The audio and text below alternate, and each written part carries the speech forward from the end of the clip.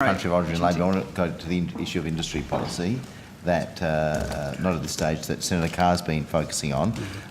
Just following on from some of Senator Carr's line of questioning, now in relation to the measures announced in the budget in respect of advanced manufacturing, the new budget year hasn't commenced, but I'd like to ask about the preparation and planning in respect of these measures. In terms of the stimulating advanced manufacturing research projects, can you advise what planning is taking place within the department to enable the efficient rollout of this program? So, Dr. Richards be able to update you on that. Gary Richards, General Manager, Advanced Technologies. So there's two elements to the research funds. There's the an advanced manufacturing top-up fund to the Cooperative Research Centres projects activity, and that will commence reasonably shortly with a specific call for those projects. We're also moving through the... So shortly in the next month? Month or so. Okay. In terms of the small grants that will be administered through the Advanced Manufacturing Growth Centre, we're going through the discussions with the Growth Centre about variations to existing contracts, etc., to allow the transfer of that money and then the disbursement. So small grants are defined as up to what size? These up to $100,000 or...? That hasn't been finally determined yet. Okay.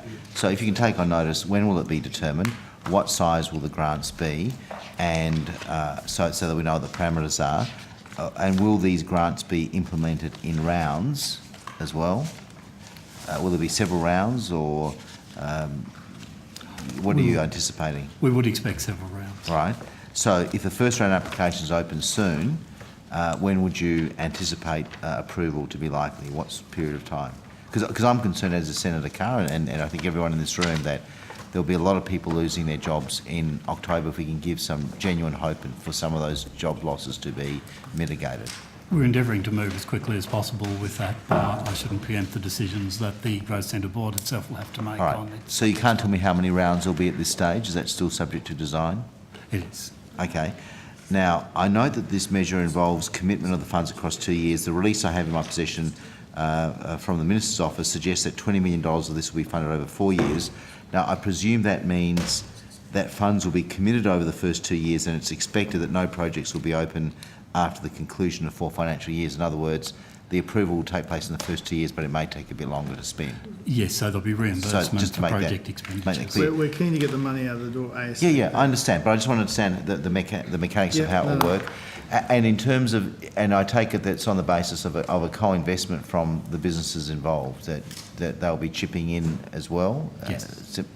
And what sort of ratio? Is there a hard and fast ratio? For the $47 million grants fund, we've said 1:2 ratio.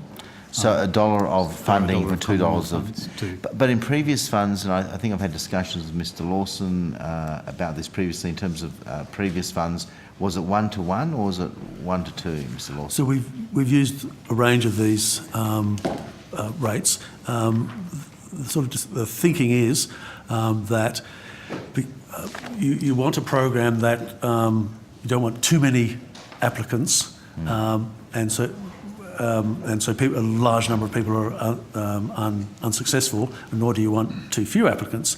So it's a matter of balancing out. So $47 million with 2 states being eligible. The thinking is that we'll get a good selection of applications seeking putting $2 in for $1 from the Commonwealth. And if you had a lot more money, you could do 1:1. If you had less money, or a smaller regions. If you. So is that fixed? I don't know whether the Minister, I mean, I understand that's, but it could be that the ratios could change down the track depending on the number of applications and the quality of the applications? You sort of need to do it, we need to sort of set the guidelines, and people need to apply knowing what they're applying for. But you're confident you'll get a strong interest with that 1:2 ratio? Yeah, that's the... But underpinning this program is a commitment to get the money out as soon as possible for the reasons you alluded to before. That does mean some potential flexibility in the guidelines as we judge the rate of demand and how it builds up over time. Sure. And the other is, thank you, Minister. So, and what will the measures and metrics be to use to measure the success of this program? In other words, you know, we'll be able to get follow through to see what it created in terms of economic activity and jobs. Will you be asking that as a matter of course and requesting as a condition of any grant that there'll be follow through in terms of measuring the metrics, the success of the program? Will that be part of the... Yes, Senator. So we can do that both directly by asking the questions, but we can also do analysis through our database systems to find the longer term impact.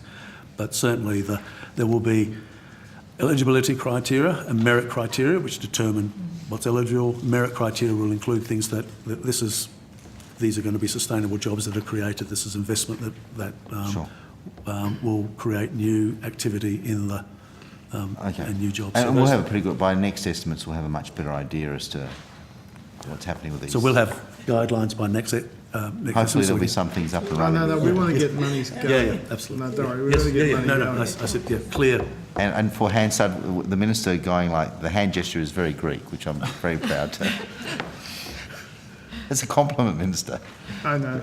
You know, it's a compliment you could do without. For the Advanced Manufacturing Innovation Labs, what planning is taking place within the department to enable the efficient rollout? I think Senator Carr alluded to it, but have you answered the question as to who will actually run these labs? So we've actually started some early consultation. Some of the labs may have different focus to others, so we've proposed 2 labs. You don't want them to be identical, you want there to be some distinction between the two. Complementary, and as we said, the labs will also look at some business capability services and linked to other government programs. So we're going through those consultations at the moment. And so when do you anticipate first use of an innovation lab? When are you looking at it being up and running? There is a possibility you could turn some of the business services earlier than the physical labs, and that's part of what we'll be working through with industry. And also in terms of, you know, the measures and metrics to determine the success of the labs. I mean, the feedback I've got from industry, from here, from South Australia and Victoria, is that this has a lot of potential to for those businesses to have access to these labs in terms of driving their own development. Will there be some transparent measuring of that? So we certainly look at the participants, the products going through the labs, participation in business capability development. We'd also see them as areas where inbound delegations could view Australia's innovation products in these centres. So we'd look for participants, if you like, increasing their export focus through those centres. Okay. So in terms of maintaining the engineering excellence, and I apologise if Senator Carr if you already traversed Senator Carr, then please let me know. But what I want to understand was, when will the first amount of funding be felt at the pointy end of this? Will it be inside a university or a technical college? We'd have to complete our consultations before we Right, so it's not certain whether... When will we know that, though? Certainly by next estimates we'll be able to outline that. Okay. Looking forward to next estimates. You've got a glint in your eye, Minister. An overseas trip plan was, Don't say that. For the tariff reduction, is it safe to presume, when will that commence? Was it 1st of July or when? So the legislation will be put through Parliament by the Department of Immigration, and their timing is in the 3rd quarter of this year, but it will be retrospective, allowing claims back to 1st of January this year. From the 1st of January. Retrospectively to the 1st of January. Okay. Now, very quickly, in terms of the Advanced Manufacturing Growth Fund, similar questions in terms of the other funds. You expect it to roll out when? In terms of the, if you like, announcement of rounds, we would expect to be in a position July, August to announce, and then we would subsequently open for applications, and then there is normal grant procedures. And when will they open, the first round, in the next month or two?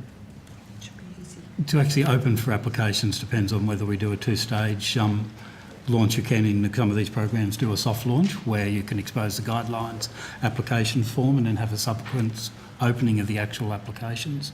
That's something we're looking at the moment to expedite the process. Okay. So and you'll similarly, you have the measures and metrics. You have a transparent series of measures and metrics in relation to that. I just wanted to go to